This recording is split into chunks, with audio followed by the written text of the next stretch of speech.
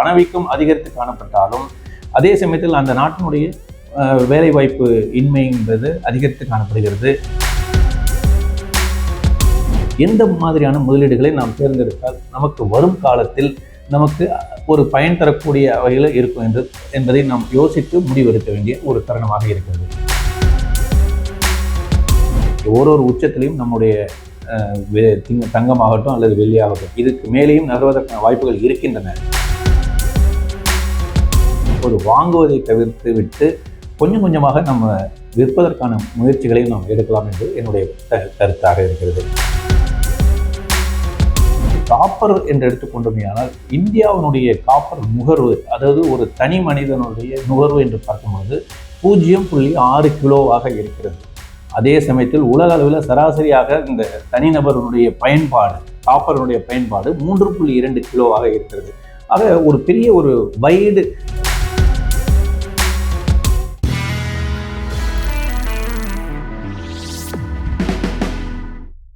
வணக்கம் நேயர்களே, நம்ம இன்றைய வர்த்தக நிகழ்ச்சியில் நம்ம என்ன செய்திகள் பார்க்க இருக்கின்றோம்னு பார்த்தாங்க, தங்கத்தினுடைய விலை அதிகரித்துள்ளது, வெள்ளியினுடைய விலை தொடர்ந்து அதிகரித்துள்ளது. அதே சமயத்தில் அமெரிக்காவுடைய பல்வேறு பொருளாதார நடவடிக்கைகளில் நேற்றைய தினம் FOMC கூட்டத்தில் வட்டி விகிதங்களை குறைச்சிருக்காங்க. அதே சமயத்தில் அடிப்படை உலோகங்களான காப்பருடைய விலை எப்படி இருக்க போகிறது, இதையெல்லாம் பற்றி நம்ம ஒரு சற்று விரிவாக பார்க்கலாம்.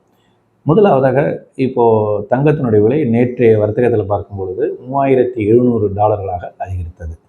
ஒரு வர்த்தகத்துக்கிடையே ஒரு உச்சத்தை தொட்டு அதுக்கப்புறம் இப்போ $3650 வர்த்தகம் நடைபெற்றிருக்குது. சில்வர்னு எடுத்துக்கிட்டால் அதுவும் கிட்டத்தட்ட $42.5 வர்த்தகம் நடைபெற்றது. ஸோ இந்த ரெண்டு முதலீடுகளும் இன்றைய காலகட்டத்தில் முதலீட்டுக்கு ஏற்ற ஒரு உலோகங்களாக பார்க்கலாமா அப்படின்னு பார்த்தாக்கா, நிச்சயமாக ஒரு இன்வெஸ்ட்மெண்ட் பாயிண்ட் ஆஃப் வியூவில் பார்க்கும்போது தங்கம் மற்றும் வெள்ளி ஆகிய இரண்டையும் நாம் தவிர்ப்பது நல்லது. அதாவது ஒரு உச்சத்தை நோக்கி செல்லும் பொழுது எப்போதுமே நம்ம ஒரு கொஞ்சம் ஜாக்கிரதையாக நம்முடைய முதலீட்டை பாதுகாத்து, ஏற்கனவே ஒரு பெரிய லோவில் நம்ம வாங்கியிருந்தோம்னா அது எல்லாத்தையும் விற்பதற்கான ஒரு சந்தர்ப்பமாகவே நான் பார்க்கின்றேன். ஒரு உச்சத்திலையும் நம்முடைய தங்கமாகட்டும் அல்லது வெள்ளியாகட்டும் இதுக்கு மேலேயும் நகர்வதற்கான வாய்ப்புகள் இருக்கின்றன. அதே சமயத்தில் இப்போது வாங்குவதை தவிர்த்து விட்டு கொஞ்சம் கொஞ்சமாக நம்ம விற்பதற்கான முயற்சிகளையும் நாம் எடுக்கலாம் என்பது என்னுடைய கருத்தாக இருக்கிறது. சரி, இந்த இரண்டு காரணங்களை இப்போ ஏன் தங்கம் இந்த அளவுக்கு ஏறுது, வெள்ளியினுடைய விலை ஏன் அதிகரிக்கிறது அப்படின்னு பார்த்தாக்கா, அமெரிக்காவுடைய பொருளாதாரத்தில் ஏற்பட்டுள்ள சில மாற்றங்கள் கடந்த 2024 டிசம்பருக்கு அப்புறம் பார்த்திங்கன்னா இப்போ தான் அமெரிக்காவுடைய FOMC கூட்டத்தில் வட்டி விகிதங்களை முதன்முறையாக 0.2% குறைத்து அறிவித்துள்ளார்கள். இது இந்த கமாடிட்டி மார்க்கெட்டுக்கு எல்லாருக்குமே இது ஒரு பூஸ்டாக காணப்பட்டது. ஏன்னாக்கா இந்த டாலருடைய மதிப்பு குறைந்தாலே கிட்டத்தட்ட கமாடிட்டி மார்க்கெட்டுக்கு ஒரு பாசிட்டிவ் நியூஸாகவே பார்க்கப்படும். ஸோ இந்த நியூஸில் அடிப்படையில் பார்க்கும்போது இது எப்போது இந்த வட்டி விகிதங்களை குறைப்பார்கள் என்ற விவாதங்கள் இந்த ஆண்டு துவக்கத்திலிருந்தே காணப்பட்டது. குறிப்பாக அமெரிக்க அதிபர் டாரிஃப் பற்றிய செய்திகள் அறிவிக்கப்பட்ட உடனேயே பல்வேறு பொருட்களுடைய விலைகள் அமெரிக்காவில் இறக்குமதி செய்யக்கூடிய பல்வேறு பொருட்களுடைய விலை அதிகரித்து காணப்பட்டது. அங்கு அன்எம்ப்ளாய்மெண்ட் இப்போ ஆகஸ்ட் மாதத்தினுடைய வேலைவாய்ப்பு பற்றிய புள்ளிவிவரம் ஒரு நெகட்டிவாகவே காணப்பட்டது. பணவீக்கம் அதிகரித்து காணப்பட்டாலும் அதே சமயத்தில் அந்த நாட்டினுடைய வேலைவாய்ப்பு இன்மை என்பது அதிகரித்து காணப்படுகிறது. புதிய வேலைவாய்ப்புகள் உருவாக்கப்படவில்லை என்கின்ற ஒரு புள்ளிவிவரமும் கூறுகிறது. ஸோ இந்த மாதிரி ஒரு காலகட்டத்தில் நாம் எப்படிப்பட்ட முதலீடுகளை நாம் தேர்ந்தெடுக்கின்றோம், எந்த மாதிரியான முதலீடுகளை நாம் தேர்ந்தெடுத்தால் நமக்கு வரும் காலத்தில் நமக்கு ஒரு பயன் தரக்கூடிய வகையில் இருக்கும் என்பதை நாம் யோசித்து முடிவெடுக்க வேண்டிய ஒரு தருணமாக இருக்கிறது. வெள்ளியினுடைய விலை பார்த்தோம் என்றால் கிட்டத்தட்ட இப்போ ஒரு கிராம் $140 இருக்கிறது இந்திய ரூபாயில். சந்தையில் பார்க்கும்பொழுது, உலக சந்தையில் பார்க்கும்போது 41.5 காணப்படுகிறது. இது இன்னும் வரும் காலகட்டத்தில் அதிகரிப்பதற்கான வாய்ப்புகள் இருப்பதாக பார்க்கின்றேன். அதை வைத்துக்கொண்டு முதலீடு செய்யலாமா என்ற கேள்வி எடுத்தால் நிச்சயமாக கூடாது.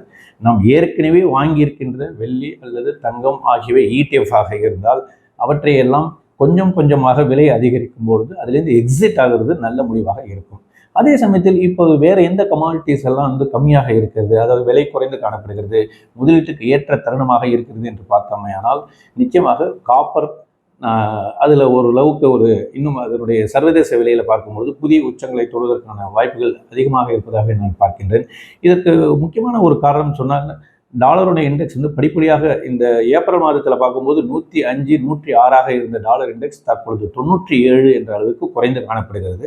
ஏற்கனவே நான் குறிப்பிட்டபடி இந்த டாலருடைய மதிப்பு குறையும் போதெல்லாம் நிச்சயமாக கமாடிட்டிக்கு ஒரு பாசிட்டிவ் செய்தியாகவே பார்க்கப்படுகிறது. அதே சமயத்தில் காப்பர் என்று எடுத்துக்கொண்டோமேயானால் இந்தியாவினுடைய காப்பர் நுகர்வு, அதாவது ஒரு தனி மனிதனுடைய நுகர்வு என்று பார்க்கும்பொழுது 0.6 கிலோவாக இருக்கிறது. அதே சமயத்தில் உலக அளவில் சராசரியாக இந்த தனிநபருடைய பயன்பாடு, காப்பருடைய பயன்பாடு 3.2 கிலோவாக இருக்கிறது. ஆக ஒரு பெரிய ஒரு வைடு கேப் இதுக்கும் நம்முடைய பயன்பாடு அந்த அளவுக்கு இன்னும் எட்டப்படவில்லை.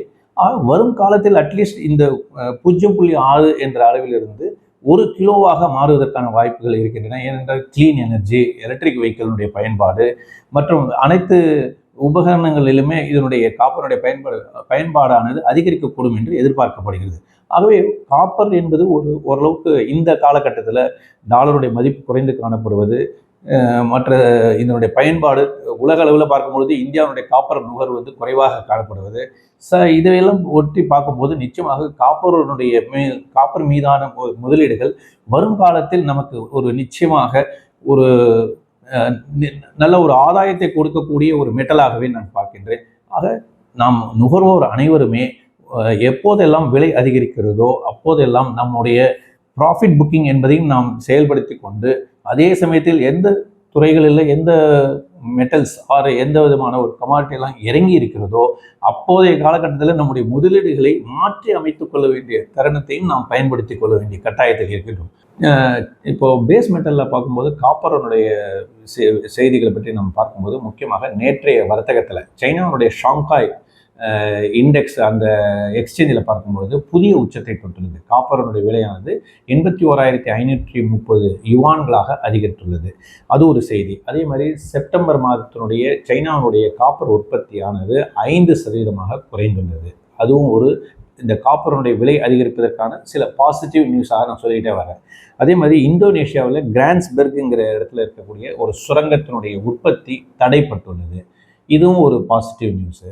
அதே மாதிரி LME, அதாவது லண்டன் மெட்டல் எக்ஸ்சேஞ்சில் இன்வென்ட்ரின்னு ஒன்று இருக்குது. அதாவது எல்லா மெட்டல்ஸினுடைய மெயின் ஹெட் வந்து லண்டன் மெட்டல் எக்ஸ்சேஞ்ச். இந்த லண்டன் மெட்டல் எக்ஸ்சேஞ்சில் பார்க்கும்பொழுது காப்பரனுடைய இன்வென்ட்ரி பார்க்கும்பொழுது கடந்த காலத்தில் ஒப்பிட்டு பார்க்கும்பொழுது, அதாவது ஒரு சராசரியாக கடந்த 5 வருடத்தினுடைய இதே காலகட்டத்தில் எவ்வளோ இன்வென்ட்ரி இருக்கணுமோ அந்த இன்வென்ட்ரியை ஒப்பிட்டு பார்த்தாக்கா கிட்டத்தட்ட 40% என்ற அளவிற்கு இன்வென்ட்ரி குறைந்து காணப்பட்டுள்ளது. இன்னொரு செய்தியாக பார்த்தாக்கா இந்த 2025ஆம் ஆண்டில் முதல் 6 மாத காலத்தில், அதாவது ஜனவரி துவங்கி கிட்டத்தட்ட ஜூன் மாதத்தில் வரைக்கும் அந்த 6 மாத காலத்தில் பார்க்கும்போது காப்பரனுடைய இன்வென்ட்ரியானது 2,51,000 டன்களாக மட்டுமே இருக்கிறது லண்டன் மெட்டல் எக்ஸ்சேஞ்சில். இதே 2024ஆம் ஆண்டினுடைய முதல் 6 மாத காலத்தில் பார்க்கும் பொழுது 3,95,000 மெட்ரிக் டன்களாக இருந்தது. ஸோ சப்ஸ்டான்ஷியலாக இன்வென்ட்ரி குறைந்துள்ளது. ஸோ எப்போதும் இன்வென்ட்ரி குறையுது அப்படின்னு சொன்னாக்கா வரக்கூடிய வரத்து, அதாவது இப்போ நம்ம சொன்னோம் இல்லையா, இந்தோனேஷியாவில் உற்பத்தி தடங்கள் இருக்கிறது, இந்த மாதிரி தடங்கள்லாம் வருது அப்படிங்கும்போது சென்ற டிமாண்ட்ங்கிறது எப்போதும் இருந்துகிட்டே இருக்க போது, அதே சமயத்தில் சப்ளை குறையும் பொழுது விலை அதிகரிப்பதற்கான முகாந்திரங்கள் நிறையாவே இருக்கின்றன. ஸோ இந்த மாதிரி ஒரு சில கிட்டத்தட்ட ஒரு 4 முதல் 5 முக்கியமான ஒரு புள்ளி விவரங்கள்லாம் பார்க்கும்பொழுது காப்பர் விலை ஏறுவதற்கான வாய்ப்புகள் கொஞ்சம் கொஞ்சமாக அதிகரித்து வருகின்றன. இதே காலகட்டத்தில் சர்வதேச அளவில் பார்க்கும்பொழுதும் முதலீட்டாளர்கள் காப்பர் மீதான முதலீடுகளை சற்று கொஞ்சம் முதலீட்டை அதிகரிக்கிறதற்கு முயன்று வருகிறார்கள். அதற்கான மீதான முதலீடுகள் அதிகரித்தே வருகின்றன. ஸோ இது ஓவராலாக பார்க்கும் பொழுது எந்த ஒரு சந்தையிலையுமே ஒரு பீக்கில் இருக்கக்கூடிய ஒரு மெட்டல்ஸ்லேருந்து நாம் சற்று தள்ளி இருந்து அந்த எது குறைவாக இருக்கிறதோ அதன் மீது நம்முடைய முதலீடுகள் மீதான கவனத்தை நாம் செலுத்தினால் நிச்சயமாக வரும் காலத்தில் அதற்கான ஒரு ஆதாய பலனை பெறுவதற்கான வாய்ப்புகள் பிரகாசமாக இருக்கின்றன.